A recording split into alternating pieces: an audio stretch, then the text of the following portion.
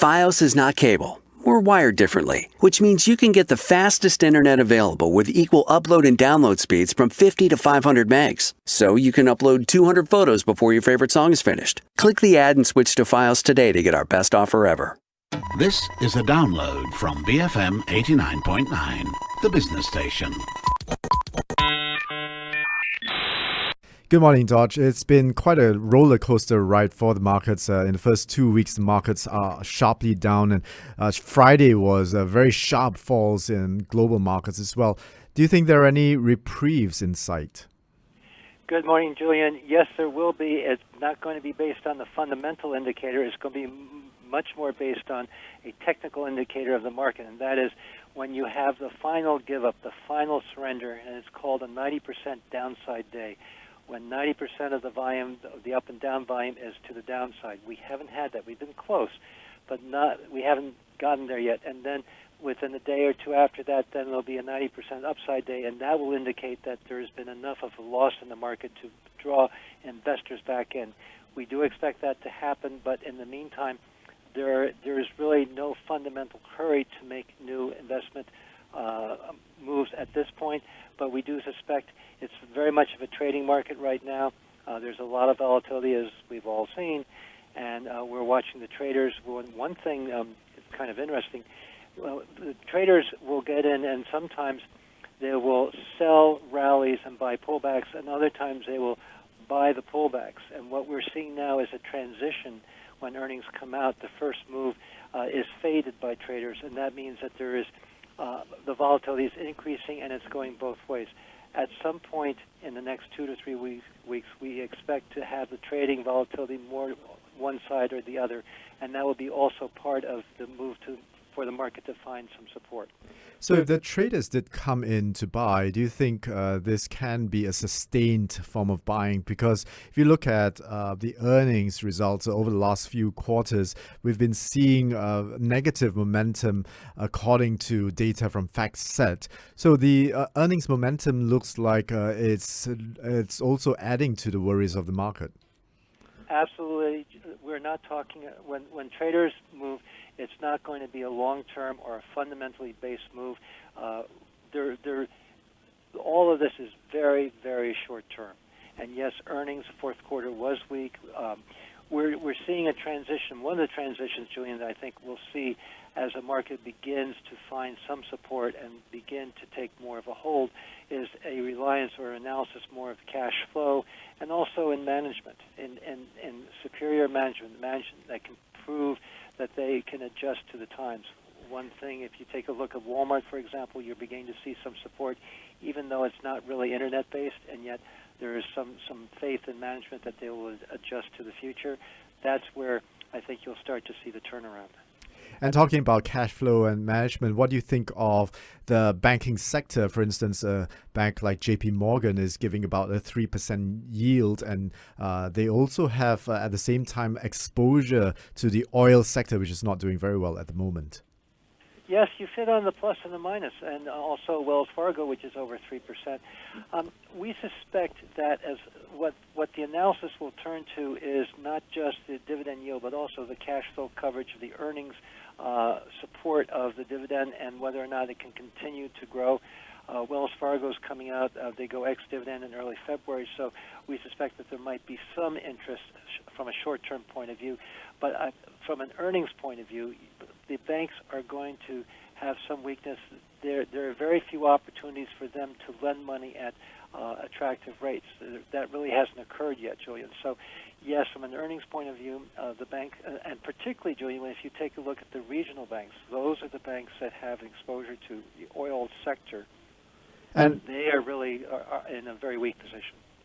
And what is the exposure to the U.S. market compared? And I'm talking about the economic market here, not the stock market. What is the exposure of domestic companies to the U.S. market, which is on the mend compared to China, which the world thinks has a big problem right now? Is the China exposure quite high? Our exposure is not that high, and it's not on the mend as much as it is stabilizing. There's such a difference between the fundamentals of a stock and the stock and the price of the stock, the equity of the stock. So we're talking now fundamentals. And what we're seeing is that the fundamentals of our companies across the board are beginning to stabilize, and there's less, except for, of course, the smaller oil companies, but there's less exposure to a downside draft from an economic point of view. What's driving the market, though, is much more based on geopolitical and other risks that investors are seeing. So from an economic point of view, I think we're on a much more firm, or at least not, at least firm for now ground. And I suspect that at some point the market will begin to look forward as opposed to looking at the current risks that we're having. And that's when I think the fundamentals of the company will start to take over the analysis of the stock price. Are there also other risks that are hovering around in market, for example, political risk? We know that right now it's the run-up to the presidential election at the end of the year. And, the candidates, front-running candidates like Trump, who promises a more antagonistic America, and Sanders on the other side, Democrat side, he promises to raise taxes to fund a very comprehensive social program, including to tax stock market trading. Is it a lose-lose for the market as far as politics are concerned? The biggest risk that the uncertainty that we have now based on the Republican and the Democratic candidates is just the uncertainty that it brings to the market. As time goes on and we get closer, the primaries are just weeks off at this point. As we get closer to narrowing down the field and coming up with a select number of candidates, that uncertainty begins to decrease. From an American point of view, I think it is quite positive, and I think that's what we're seeing, that people are much more involved with the political process, because it's not just establishment candidates. It's non-establishment who seem to really speak for a majority of the American people, not only on the Republican but on the Democratic side. So from a political point of view, there is a positive to it. From an investment point of view, the uncertainty is going to last for the next 2 months, and then I think you'll start to see more certainty come into what the political choices are going to be, and then I think you'll see that will be less of a risk for the market. So the primaries for Iowa and New Hampshire, which I believe are very important jurisdictions, are taking place at the start of February. Are you putting this into your trading calendar just to see if there are any red flags being raised on policies and statements as well?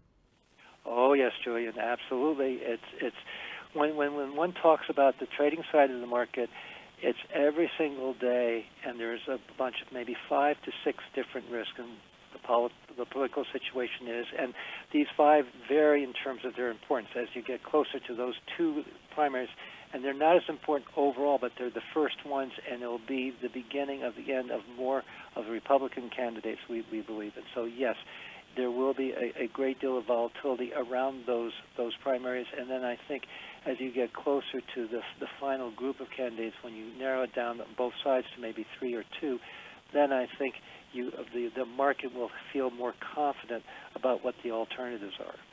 Thank you so much. That was DordgeDorland, Chief Investment Officer for Landor&FuestCapitalManagers in New York.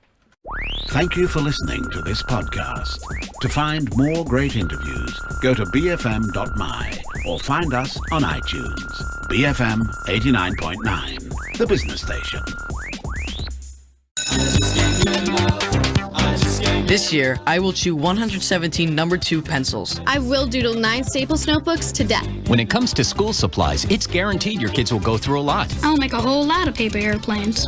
I will lose my backpack. That's why you get guaranteed savings for back to school at Staples. I'll give away my last pen to Nathan in math class. Get guaranteed savings at Staples, and right now 1 subject notebooks for just a penny with a $5 purchase. Staples, that was easy. Valid on select SKUs while supplies last. Limit 6.